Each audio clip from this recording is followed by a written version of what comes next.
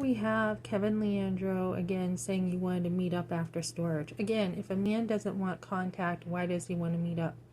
Not sure why that was offered. Thank you for the extra money today. Have no idea why he gave extra money if he doesn't want contact, right?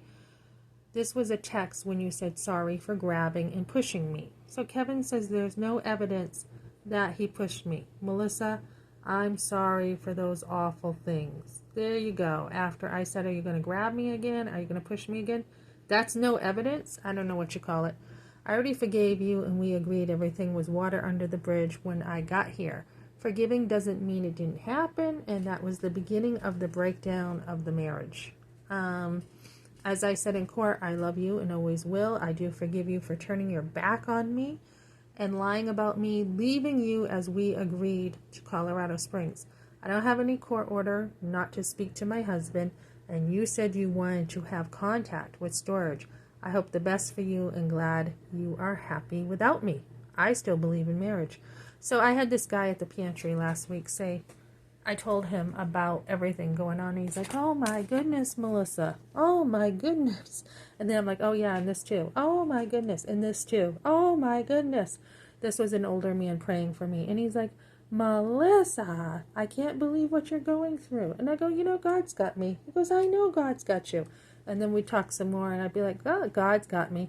I know God's got you, he says, but you are going through a lot. And so he was praying for me, and he gave me a verse in Habakkuk, how God is going to do great things that I can't even imagine.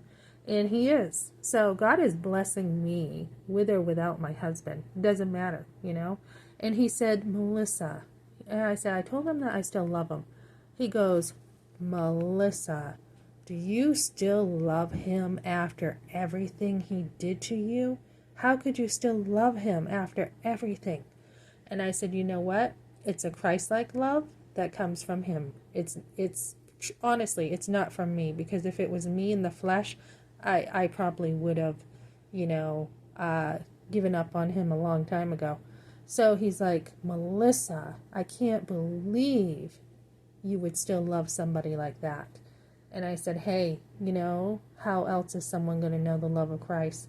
If you can't love someone at their worst, the worst of the worst, right? Jesus said, forgive them, Father. They don't know what they do, when he was up on the cross. Same thing with my husband. He doesn't know what he's doing. So in a sense, yes, he does. He's very rebellious and willful. But in another sense, if he truly knew Christ, he wouldn't be acting like this.